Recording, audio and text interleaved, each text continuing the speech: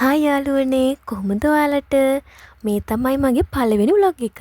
අද මං යනවා ක්‍රිස් කැට් එකේ කෑම ජාති ගොඩාක් පිරුණු ෆුඩ් කෝර්ට් එකේ පොඩි වටයක් දාන්න.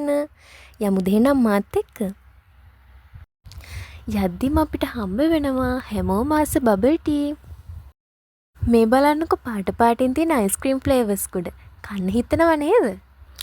ඇවකාඩෝ, කොකනට්, ස්ට්‍රෝබෙරි, බ්ලූබෙරි, යුනිකෝර්න් අයිස්ක්‍රීම් වගේ ෆ්‍රෙෂ් ජූස් බොනවා නම් මෙතනින්. ඉන්දියානු රසට කෑම කන්න ආස ගොඩක් අය මෙතන ඉන්දියා. මං දැක්ක විදිහට ලොකුම සෙනග ඉන්දියා මෙතන. ඔයා ශ්‍රී ලංකන් කෑම කන්න ආස කෙනෙක් නම් මෙතනින් try කරන්න පුළුවන්. ජැපනීස් කෑම try කරන්න ආස අයට පීසා වර්ග ඔයා ආස ඕනෙම කෑම වර්ගයක් මෙතනින් try කරන්න පුළුවන්. මං ඉස්සෙල්ලාම ෆ්ලේවර්ස් දෙකකින් අයිස්ක්‍රීම් ඕඩර් කළා.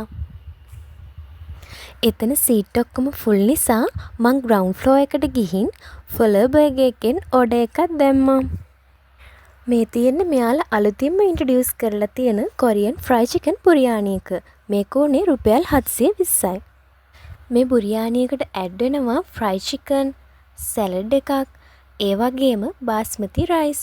තව මේකට මේ වගේ ග්‍රේවි එකකුත් හම්බ වෙනවා.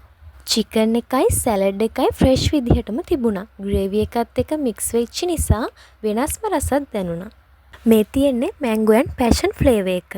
මේකේ මැංගෝ පැෂන් රස ඒ විදිහටම තිබුණා. මම නම් ගොඩක් මාස උනේ මේකට. මේ තියෙන්නේ යුනිකෝර්න් ෆ්ලේවර් එක. ඒකත් රසට තිබුණා.